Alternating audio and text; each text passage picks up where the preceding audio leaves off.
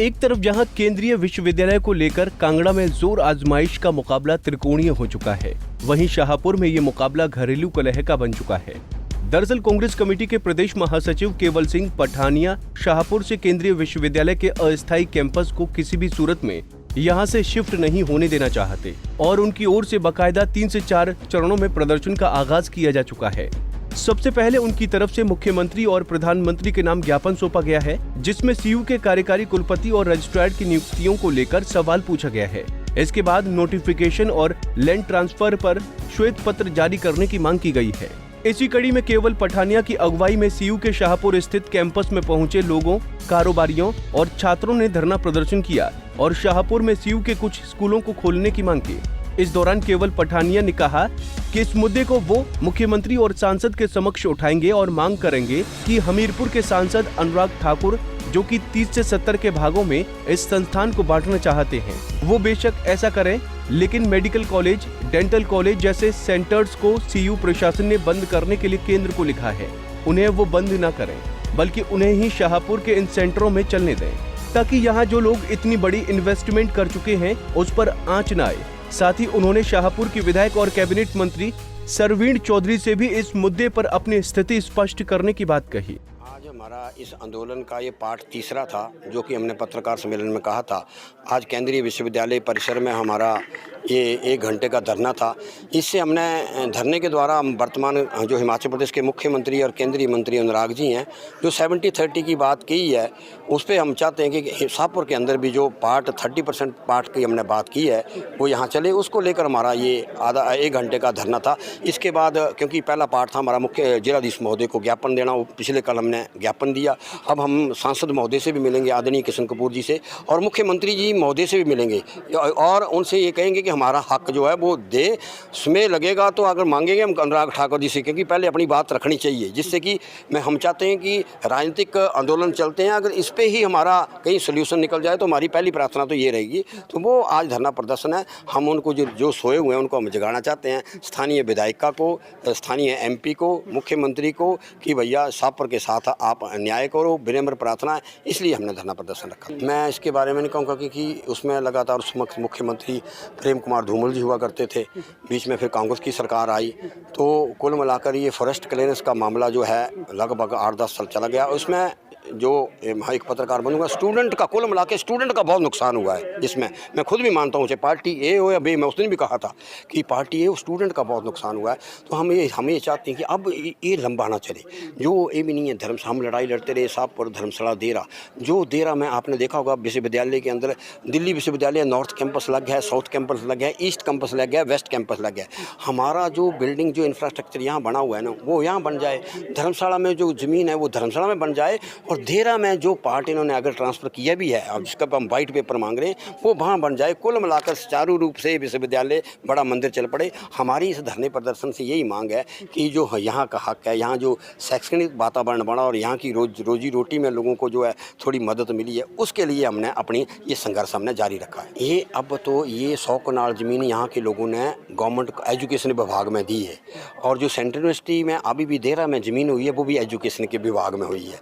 अब लोगों के हाथ में बात ही नहीं रही है, वो भी अभी जो वाइस चांसलर महोदय और रजिस्ट्रार महोदय ने कहा वो भी एजुकेशन के विभाग हुई है। अब तो एजुकेशन विभाग में सेंट्रल यूनिवर्सिटी को देनी है, जैसे देरा वाली दी वैसे ही इन्होंने ये देनी है। तो ये इनका अब इंटरनल मामला है। तो हम तो ये चाहते हैं कि इस मामले को जो है वो सेटल कर दें, और ज़मीन जो है, जो अवेलेबल ज़मीन है। और एक बात मैं अंत में आपके कहना चाहूँगा, 4-5 कॉलेज के लिए मैं चिट्ठी भी जारी करूँगा वाइस चांसलर महोदय ने ना, जैसे मेडिकल कॉलेज, डेंटल कॉलेज, ये इसलिए कि टांडा में चला हुआ वो अटैच कॉलेज हो जाएगा। हम तो ये चाहते हैं यार सब कुछ ले जाओ आप।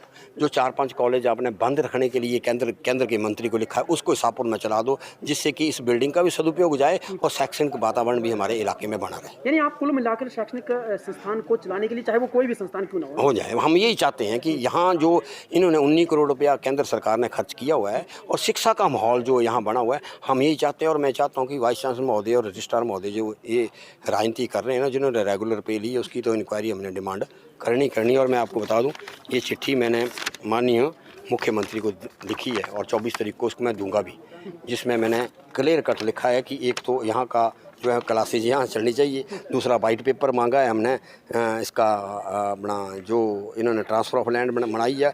तीसरा जो डेपुटेशन पे मैं कहता हूँ 6 साल के अंदर ही एसओ से असिस्टेंट रजिस्ट्रार और अब वो रेगुलर रजिस्ट्रार पे उसकी इंक्वायरी डिमांड की है। और पिछले लगभग 10-12 सालों से यहाँ के लोगों की जो लोगों का एक ना सेंटीमेंट थे, मतलब उस सेंटीमेंट को कुल मिला के ही हम चाहते हैं। तो मौजूदा जो विधायक हैं और तत्कालीन भी मंत्री थी, उनको कैसे देखते हैं? उनके यहाँ के भाई उनको मैं कहता हूँ लगा 15 साल से विधायिका हैं। वास्तव में पक्ष तो विधानसभा के अंदर और बड़ा अच्छा सौभाग्य है कि कैबिनेट में भी वो हैं। कैबिनेट में ये सारे मामले जो हैं बिना कैबिनेट के, आप भी जानते हैं, बिना कैबिनेट की ये चीज़ें नहीं हो रही हैं। ट्रांसफ़र नहीं हो रही है, ट्रांसफ़र ऑफ लैंड नहीं हो रही है। उनको शाहपुर का मेरी विनम्र प्रार्थना, अभी भी हम कन्फ्रंटेशन में नहीं चाहते हैं भैया आप लगातार 50 साल और विधायक रहो। हम ये चाहते हैं कि शाहपुर का जो केंद्रीय विश्वविद्यालय उसकी आप बात कैबिनेट में रखें और केंद्र सरकार में रखें और अनुराग ठाकुर के साथ भी बात रखें। मेरे को ये पूर्ण भरोसा कि अगर सांसद के साथ जिन लोगों ने अभी बात भी की है, सांसद जो है वो पॉजिटिव रखते हैं कि कांगड़ा और चंबा में, कांगड़ा और धर्मशाला भी हमारा पार्ट है, तो कांगड़ा पार्लियामेंट क्षेत्र में भी हमारी जो है विश्वविद्यालय चाहिए। कल हम उनको भी मिलेंगे। धन्यवाद जी। वहीं कैबिनेट मंत्री सरवीण चौधरी ने कहा कि आज वो लोग केंद्रीय विश्वविद्यालय को लेकर सियासत करने पर उतारू हैं। उन्हें इसके लिए हमारी की तरफ दिए गए योगदान को नहीं भूलना चाहिए। और रही बात शाहपुर में स्थायी कैंपस के निर्माण की, तो जहां इसके लिए उचित भूमि का प्रबंध होगा वहां खोला जाएगा, इसलिए क्योंकि ये बहुत बड़ा संस्थान है। सेंट्रल यूनिवर्सिटी आज क्लेम करने वाले तो बड़े आ जाते हैं, लेकिन उनको ये भूलना नहीं होगा कि जब सेंट्रल यूनिवर्सिटी शाहपुर में आई तो मैं उस समय मंत्री के रूप में थी तभी भी। और ये बात भी सही है कि शाहपुर के कॉलेज की नई बिल्डिंग बनी जो सेंट्रल यूनिवर्सिटी में गई, उस समय मिल रही थी सेंट्रल यूनिवर्सिटी प्रदेश को। और मैं सौभाग्य मानती हूँ शाहपुर के लोगों का कि हमारे यहाँ पे सेंट्रल यूनिवर्सिटी आई, खुली, प्रदेश में एक बड़ा प्रोजेक्ट आया और जो रोकने से बचा, बंद होने से बचा, और वो शाहपुर में खुला। और मुझे ठीक से याद है कि मेरे पास तब भी सोशल जस्टिस एम्पावरमेंट मिनिस्ट्री थी और मैंने एडिशनल ब्लॉक दिया। आज मैंने बड़ा लोगों की इंटरव्यू सुनती हूँ, वो कोई नहीं बोलता किसने दिया। 420 लाख रुपए लास्ट किस SC कंपोनेंट से दे के मैंने कॉलेज की बिल्डिंग पूरी करवाई। उसके बाद एडिशनल ब्लॉक दिया और उसमें कॉलेज चलाया। हमने बच्चों को केवल स्कूल तक ही सीमित नहीं रखा, हमने स्कूल से उनको जो है कॉलेज का माहौल दिया।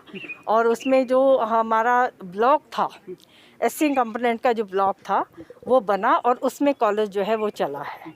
तो आज कॉलेज अपनी जगह है, सेंट्रल यूनिवर्सिटी अपनी जगह पे। और हम चाहेंगे कि शाहपुर के लोग या हम लोग कहीं पे कोई नई बड़ी लैंड, बिना ज़मीन के तो बात नहीं होती है। ज़मीन जहाँ होगी वहीं पे बड़ा इंस्टीट्यूट जो है उसकी अलग अलग बिल्डिंग्स, अलग अलग प्लानिंग होती है। हम चाहेंगे, हमारे यहाँ पे है, हम चाहेंगे कि जो जहाँ चला हुआ है वो चलता रहे, बाकी जो नया बनना वो कहीं पे ज़मीन की अवेलेबिलिटी पे बात होगी। CU इलाके के लोगों के लिए किसी मंदिर बनने जैसे सपनों से कम नहीं है, लेकिन इस पर लगातार घमासान जारी है और राजनीति तो चरम पर है। फिलहाल देखना होगा कि आखिर ऊंट किस ओर करवट लेता है। क्या निर्माण कार्य लटकता है या फिर लोगों के सपने सच होकर उनकी उम्मीदों को पंख लगते हैं। पंजाब केसरी टीवी के लिए धर्मशाला से निर्भजीत निप्पी की रिपोर्ट। हमसे जुड़े रहने के लिए हमारे YouTube चैनल को सब्सक्राइब करें और नई वीडियो की नोटिफिकेशन के लिए बेल आइकॉन को दबाएं। अगर आप ये वीडियो Facebook पर देख रहे हैं तो लाइक जरूर करें और ज्यादा से ज्यादा शेयर करें। इसी तरह के और भी अपडेट्स के लिए फॉलो करें हमारा Instagram पेज himachal.kesri।